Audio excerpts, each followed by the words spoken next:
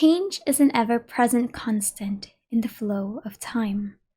Those who cannot adapt are washed away, while those who ride the waves may find the waters too rapid.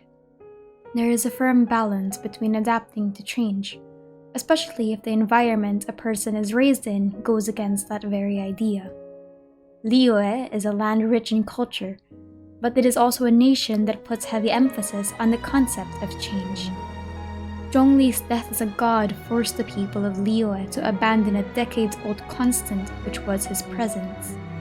And even the adepti in the Liyue Qixing expressed their concerns about the thought of abandoning a legacy. Legacy is a form of contract. Tradition, history, and culture are a form of contract. They are contracts for one person to both hold pre-established beliefs and doctrines, as well as educate and maintain future generations of those legacies. That is the central motif that the Liyue playable characters embody: the ideology of tradition and legacy. Today, we will be discussing the tales of the Liyue Friends and how each of them embodies a particular ideology of legacy that reflects both the good and the bad of following historical and cultural traditions. This video was inspired by my previous one, when I was thinking about what certain motifs characters from the same nation have in common in terms of writing styles. And when I was considering Liyue, these 5 immediately came to mind that despite being somewhat side characters, each of them still has a microscopic form of following the same ideals as those like the Liyue Qixing and the Adepti. This video is just me honestly sharing the love between the side characters because the Liyue Friends stories are also quite endearing to me. In a world ruled by alchemy and gods, I find the Liyue Friends to be one of the most grounded characters in the game. The pressures and tribulations they go through are more relatable because of their status as somewhat of a side character or a commoner. I think that just having that microscopic perspective versus something like the government or gods is just so much more relatable to the everyday folk. Their problems honestly feel very human and realistic to me in a way Xiao or Zhongli couldn't ever replicate, which is why I wanted to cover them. They are amazingly written characters with great moral lessons, despite being so underutilized by the main plot of Genshin. I was also inspired by the thought of both eternity and contract, since both have the motif of everlasting tradition. Yet Liyue and Inazuma have different tales simply because the Raiden Shogun is so against change.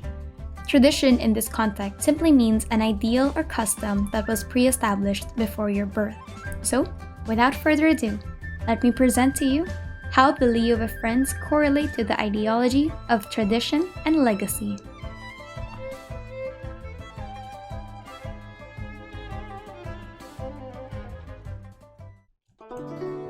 Everyone knows the feeling of having to fit a template. Either if you're inheriting a business, maintaining a family's tradition, being pressured to follow societal standards, or just having to adjust your lifestyle to accommodate this legacy left for you. The Liyue Friends consist of Xingqiu, Hu Tao, Chongyun, Xiangling, and Xinyan, 5 characters from Liyue that are known to be good friends with each other and have overlapping stories due to personal connections. Each of them is known for their quirky personalities, but also their under-the-surface problems that they share in confidence with the traveler. Each of them, when considered, share a similar motif.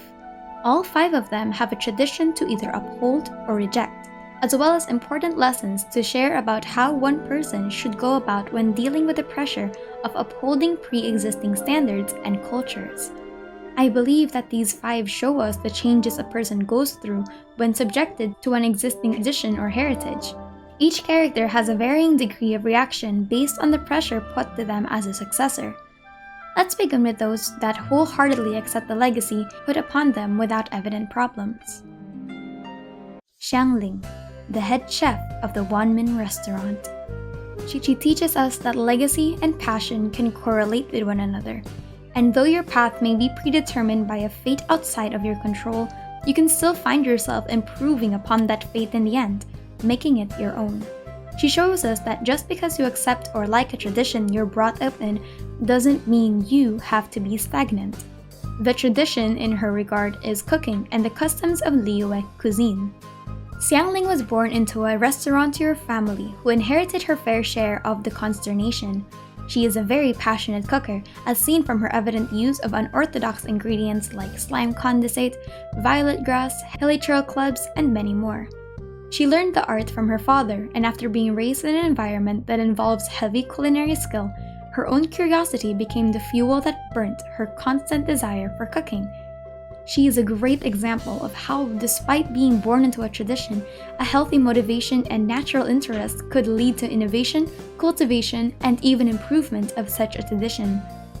Her story also shows that just because there exists a tradition in history doesn't mean you have to follow it, even if you do enjoy practicing that tradition. Thoughts and concepts can be changed and expanded, and the best way to practice them is by injecting a good amount of change that could potentially evolve those very constants instead of making them stagnant. Her story states that Liyue used to have staunch supporters for two rival culinary traditions, Li and Yue. Xiangling was the first one to branch out from those conventions because she believes that good food is good food. Her passion is what drove her to challenge traditional cooking while still maintaining the legacy of integral culinary expertise her family has instilled in her, which is amazing.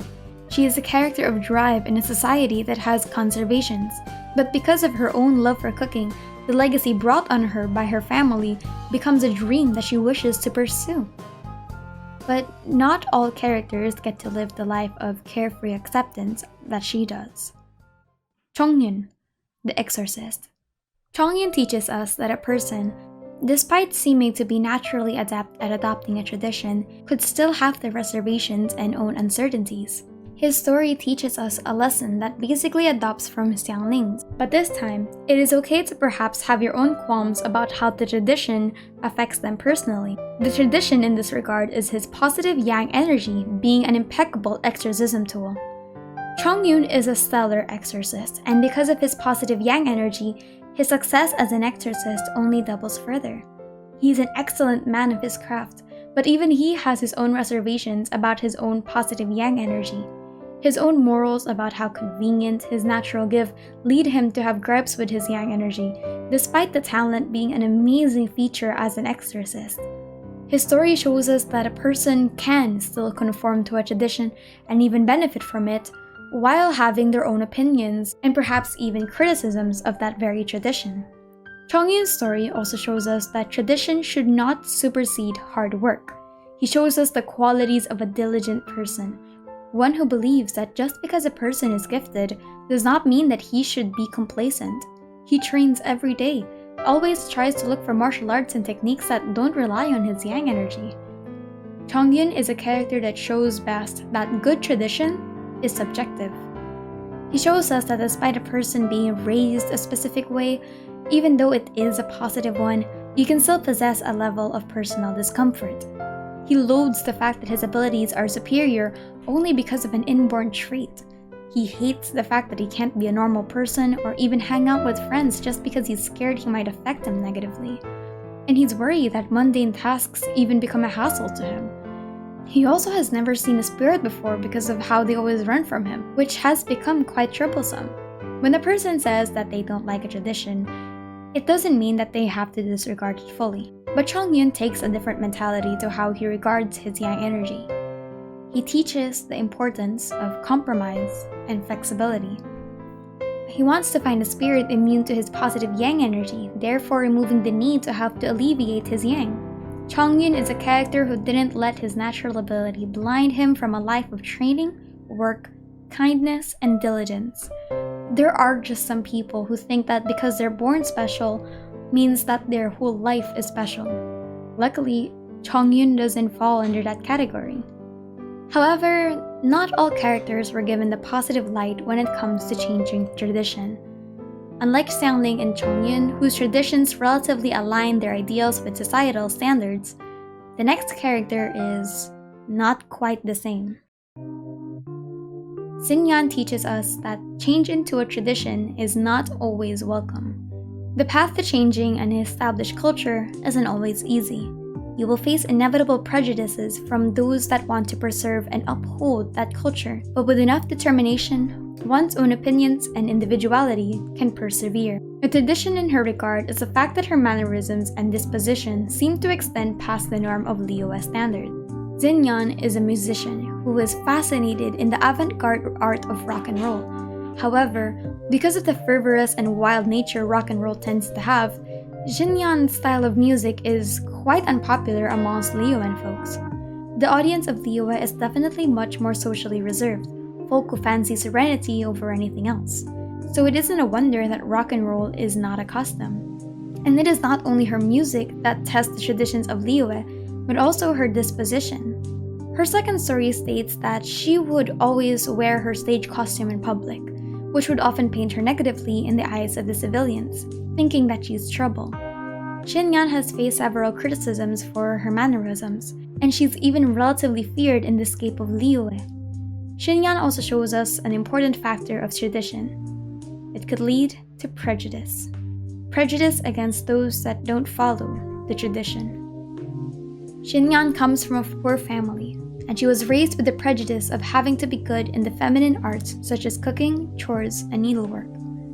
And throughout her time growing up, she decided to learn these arts because she feels that giving up because you have no talent is itself a prejudiced belief.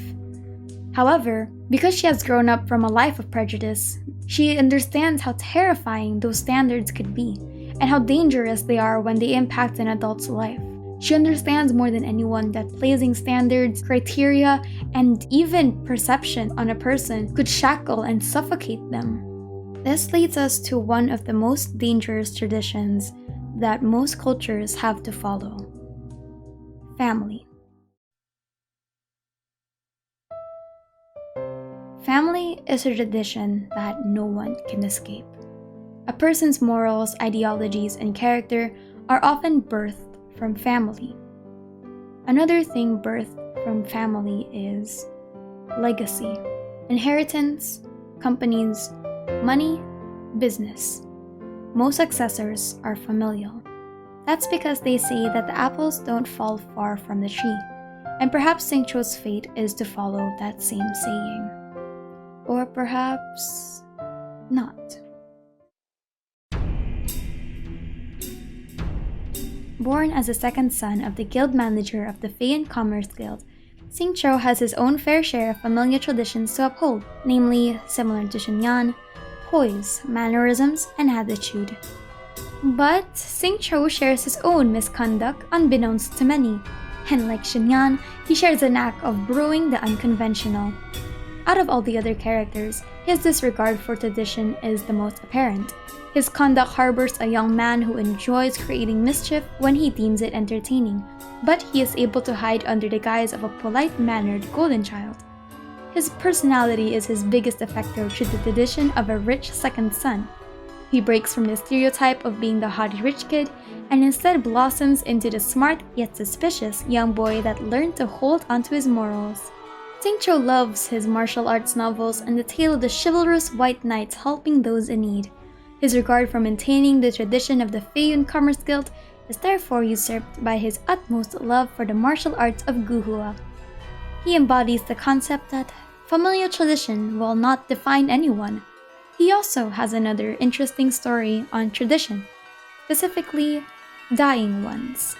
His story 3-5 speak of his interest in the guhua clan, but he is dismayed to discover that guhua was a dying art that was in constant decline for years. His father dismissed his interest, of course, as just a hobby because the guhua martial arts has long passed its peak. Yet Xingqiu, with his extensive knowledge of ancient literature and intuition, was able to revitalize the dead art. He teaches us that tradition only dies when no one practices it. A tradition can only exist if people actively keep it alive, whether it be good or bad. His story 3 also suggests that Xingqiu might know how to swallow a sword and breathe fire. I'm not sure. Do with that information what you will. Anyway, Xingqiu is a man of great talent, and he knows what he wants and how to get it. He doesn't let others step on his glory or listen to other people's opinions of his actions. Xingqiu is a fascinating character because he fits the balance of a young man with mischievous tendencies, but a heart of gold. In terms of that description, he is second only to the 77th director of the Wangshan Funeral Parlor. One could say that Xingqiu is just a male version of Hu Tao, but when you actually look at how they deal with their traditions, both are polar opposites. Whereas Xingqiu doesn't have much interest in his status in the Feiyan Commerce Guild, Hu Tao is the direct opposite. For all the other 4 characters, they all advocate for a level of change in their tradition, but Hu Tao is different. The lesson she embodies is that following tradition is not a sin.